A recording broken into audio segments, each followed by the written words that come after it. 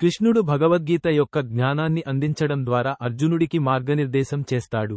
అక్కడ అతను యోధునిగా తన పాత్రను, ఆత్మ యొక్క స్వభావాన్ని మరియు ఆధ్యాత్మిక విముక్తిని సాధించడానికి నిస్వార్థంగా ఒకరి కర్తవ్యాన్ని, ధర్మాన్ని నిర్వహించడం యొక్క ప్రాముఖ్యతను వివరిస్తాడు. కృష్ణుడు కురుక్షేత్ర యుద్ధంలో అర్జునుడి సారథిగా కూడా వ్యవహరిస్తాడు. అతన్ని రక్షించడం మరియు నైపుణ్యంతో రథాన్ని నడిపించడం, దివ్య మార్గదర్శకత్వం వ్యక్తి జీవితంలోని సంక్లిష్టతలను నావిగేట్ చేయడంలో ఎలా సహాయపడుతుందో సూచిస్తుంది. గీతా జ్ఞానం 1. ఆధ్యాత్మిక కర్తవ్యం, పరధర్మం వర్సెస్ లౌకిక కర్తవ్యం, అపరధర్మం. కృష్ణుడు మొదట అర్జునుడి లౌకిక కర్తవ్యాన్ని యోధుడిగా, అపరధర్మం సంబోధిస్తాడు.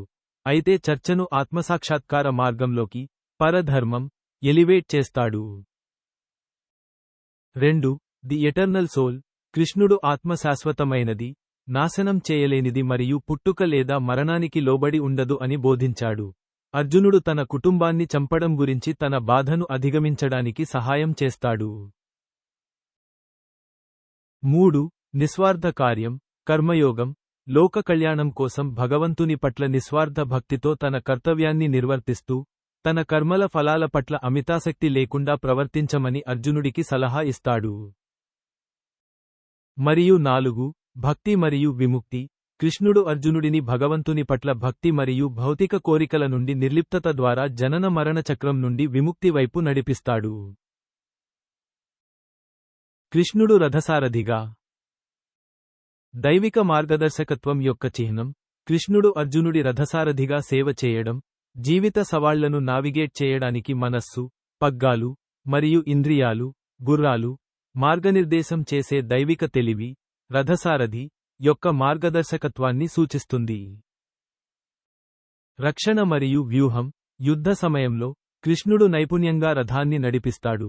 అర్జునుడు తన పోరాటంపై దృష్టి పెట్టడానికి, దాడులను తప్పించుకోవడానికి మరియు భీష్మ మరియు కర్ణుల వంటి శత్రువులపై సమర్థవంతమైన ప్రతిదాడులను ప్రారంభించేలా చేస్తాడు. ఒక రూపక సంబంధం. ఉపాధ్యాయుడు మరియు అన్వేషకుడు.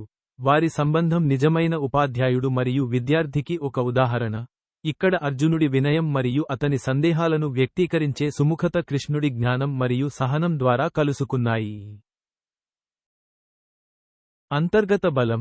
ఈ బంధం అర్జునుడికి అంతర్గత బలాన్ని కనుగొని, అతని గందగోళాన్ని మార్చడానికి మరియు ధైర్యం మరియు నీతితో అతని విధిని నెరవేర్చడానికి సహాయపడుతుంది.